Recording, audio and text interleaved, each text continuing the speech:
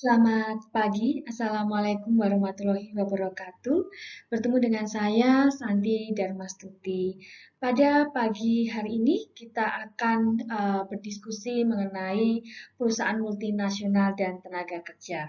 Kalau dari sebelum UTS kita banyak membahas mengenai beberapa teori yang ada di MNC, maka setelah UTS ini kita akan banyak diskusi mengenai isu-isu yang terkait dengan perusahaan multinasional dan salah satunya mengenai tenaga kerja.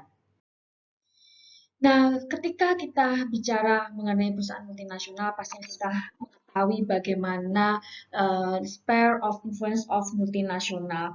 Dalam artian di sini adalah kita ingin coba mengetahui terlebih dahulu, ya, mengetahui terlebih dahulu bagaimana efek dari keberadaan dari perusahaan multinasional ini bagi satu negara. Nah, dalam hal ini memang kalau kita lihat MNCs ya, di sini bisa kita tahu bahwa MNCs itu merupakan pergerakan modal global ya.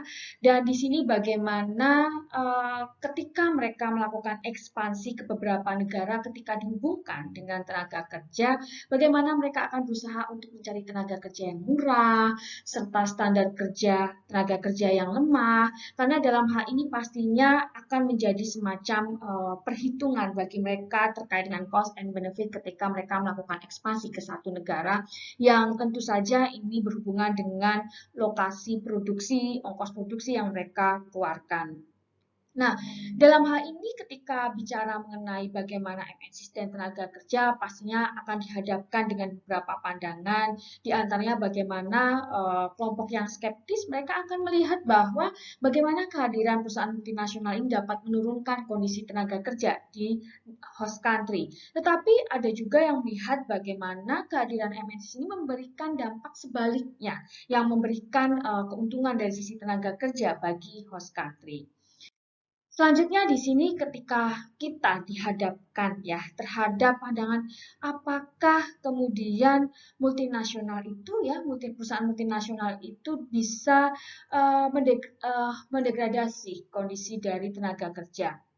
Nah, dalam hal ini ya, dalam buku yang dibahas oleh Flanagan tahun 2006 ya, dia melihat bahwa dalam literatur ya dari Flanagan 2006 melihat bahwa bagaimana ternyata kedatangan atau masuknya perusahaan multinasional di satu negara itu ternyata juga bisa meningkatkan kondisi kerja yang ada di sana tergantung pada pasokan tenaga kerjanya, kebijakan manajemen sumber daya manusia di perusahaan sendiri.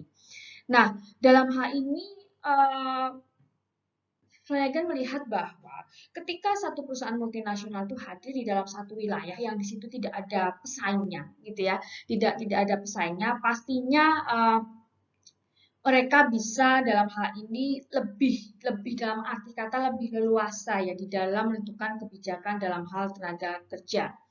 Nah, di sini juga bagaimana sebenarnya ketika masuknya multinasional ke satu negara ini ketika dikaitkan dengan tenaga kerja itu juga dilihat sebagai upaya ya untuk mengurangi kekuatan monopsoni di pasar tenaga kerja dari negara di tuan rumah. Nah, ketika bicara mengenai masalah kondisi tenaga kerja dengan kehadiran perusahaan multinasional gitu ya, bahkan di sini ada beberapa case yang memperlihatkan ternyata bagaimana ketika satu perusahaan multinasional hadir di host country, ini ternyata menimbulkan satu perubahan ya dalam faktor sosial misalnya ya dalam kehidupan sosial ekonomi di satu negara tersebut. Misalnya bagaimana akhirnya banyak penduduk, banyak masyarakat di host country yang mereka kemudian berpindah pekerjaan ya dari yang misalnya pertamanya mereka bekerja di sektor pertanian, kemudian mereka berpindah ke pabrik atau perusahaan. Jadi ada semacam bentuk pergantian dari tenaga kerja atau dalam arti bagaimana mereka lebih memilih ya daripada pertanian, mereka prefer untuk lebih bekerja di perusahaan atau di pabrik. Nah, di sini juga di tahun 70-an gitu ya, perusahaan multinasional itu berpendapat bahwa ketika mereka hadir di satu negara, mereka melihat bahwa mengklaim bahwa akan memberikan kondisi yang positif atau kontribusi positif bagi negara host country.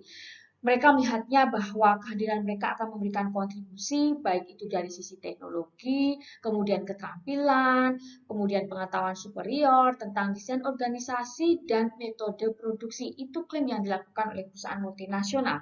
Bahkan ada beberapa negara juga melihat bahwa bagaimana kontribusi ini juga memang hadir atau terjadi. Tapi kembali lagi terhadap memang kasus antar beberapa negara pasti akan berbeda tergantung dari bagaimana kebijakan dan perilaku dari perusahaan multinasional tersebut. Nah, dalam hal ini juga ketika bicara mengenai perusahaan multinasional dan tenaga kerja, memang kita akan bicara bagaimana perusahaan multinasional akan berupaya untuk mencari keuntungan, ya di sini mencari keuntungan, dan tentu saja bagaimana mereka akan mencoba mengkombinasi ya antara bagaimana perusahaan multinasional yang dimiliki dengan input yang ada di lokal. Nah, di sini juga dilihat bahwa ternyata beberapa studi memperlihatkan bahwa bagaimana upah dari tenaga kerja yang bekerja di perusahaan multinasional itu ternyata lebih besar ya. Jadi dalam hal ini dibandingkan oleh perusahaan-perusahaan yang memang dimiliki oleh host country, biasanya mereka gaji lebih besar.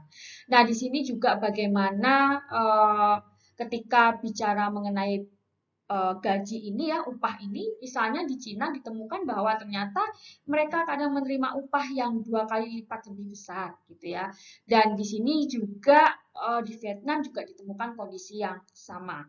Nah, dalam hal ini tentu saja sebenarnya banyak yang mengatakan bahwa ketika perusahaan multinasional hadir di host country, pastinya mereka akan berhitung cost dan benefit dan mereka akan berupaya menekan dari upah tenaga kerja yang ada ya. Ini adalah hipotesis yang selalu muncul ketika bicara mengenai kehadiran dari perusahaan multinasional.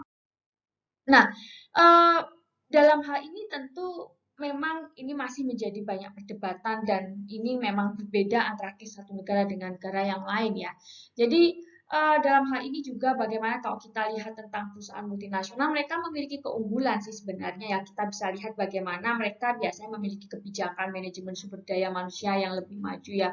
Jadi lebih lebih jelas bagaimana bentuk penambahan dari skill SDM-nya, kemudian karir dan sebagainya. Nah, di sini juga bagaimana kejelasan ini bisa dilihat contohnya yang terjadi di Australia misalnya ya, bagaimana evaluasi terhadap tenaga kerja itu jelas gitu ya dari penilaian kinerjanya, bonus, insentifnya gitu ya, sampai dengan audit keterampilan dan kualitas dari SDM yang ada. Jadi itu memang keunggulan yang dimiliki oleh perusahaan multinasional ya. Jadi memang terdapat pro dan kontra terhadap kehadiran dari perusahaan multinasional ini ketika dikaitkan dengan tenaga kerja. Nah, dalam hal ini juga salah satu case yang terjadi misalnya kita tahu walaupun beberapa case juga melihat ada kasus terkait mengenai satu perusahaan multinasional ya, tetapi dalam hal ini ada dari studi yang dilakukan LIM misalnya Nike misalnya bagaimana upah tahunan yang diberikan itu lebih besar dibandingkan dari perusahaan-perusahaan lokal yang ada. Itu yang pernah terjadi di Indonesia berdasarkan studi yang dilakukan oleh LIM. Nah, bicara mengenai tenaga kerja ya, di sini juga tadi seperti disampaikan ya, kalau terkait dengan upah di Cina di sini juga lebih besar gitu ya. Bagaimana dengan adanya kebijakan manajemen sumber daya yang memang mereka lebih rapi ya dapat dikatakan seperti itu. Bagaimana mereka bisa menerapkan model manajemen sumber daya manusia yang lebih baik kemudian dan ini tentu saja sangat dibutuhkan dari kelangsungan satu perusahaan.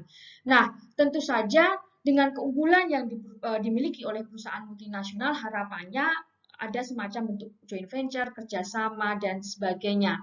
Sehingga dalam hal ini bagaimana adanya semacam joint venture ini menjadi salah satu requirement atau persyaratan yang tentu saja diharapkan bisa memberikan efek positif terhadap industri-industri lokal yang ada. Nah, di sini juga ketika bicara mengenai tadi ya mengenai upah ya. Tadi seperti saya sampaikan kadang case-nya berbeda-beda.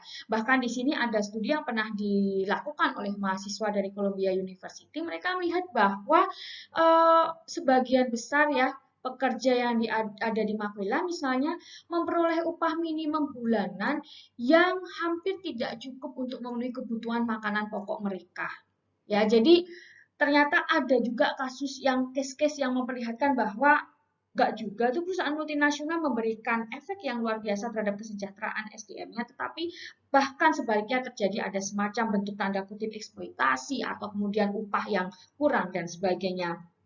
Nah, dalam hal ini tentu saja inilah yang kemudian selalu menjadi perdebatan mengenai masalah pemberian upah yang layak ini.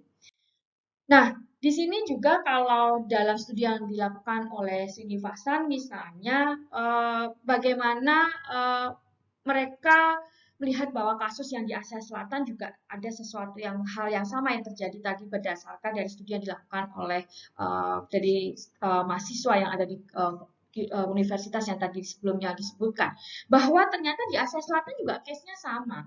Jadi ada beberapa kasus bagaimana upah yang diberikan itu juga kecil gitu ya. Jadi upah layak ini tentu saja masih menjadi semacam perdebatan ya ketika bicara mengenai kehadiran dari perusahaan multinasional di host country dan apakah benar itu kehadiran multinasional ini juga akan memberikan kontribusi terhadap pemberantasan atau pengurangan kemiskinan itu sendiri yang selalu dihadapi oleh beberapa negara berkembang. Nah, terkait dengan hal ini tentu saja ini akan menjadi diskusi yang cukup menarik ya nanti di kelas. Ketika kita di kelas kita akan berdiskusi pandangan mengenai mungkin setiap kelompok yang ada gitu ya. Terkait mengenai kalau menurut Anda sebenarnya ketika bicara MNCs dan tenaga kerja itu bagaimana? Ketika tadi Anda dihadapkan ada beberapa yang tentu saja memberikan kontribusi positif dan ada yang memberikan kontribusi yang tidak tidak besar dan bahkan itu semakin membuat tenaga kerja semakin tertekan dengan upah yang kurang memenuhi ya dalam artian mereka tidak bisa mencukupi kebutuhan pokok mereka. Nah, ini akan menjadi topik yang akan kita diskusikan di kelas nanti. Jadi nanti dengan adanya paling tidak video pembelajaran ini menjadi pemantik ya bagi setiap mahasiswa nanti untuk berdiskusi lebih lanjut di kelas mengenai pandangan terkait mengenai MSIS dan tenaga kerja. Jadi dari nanti kasus-kasus akan kita berikan di kelas dan kita akan berdiskusi lebih lanjut tentang hal ini.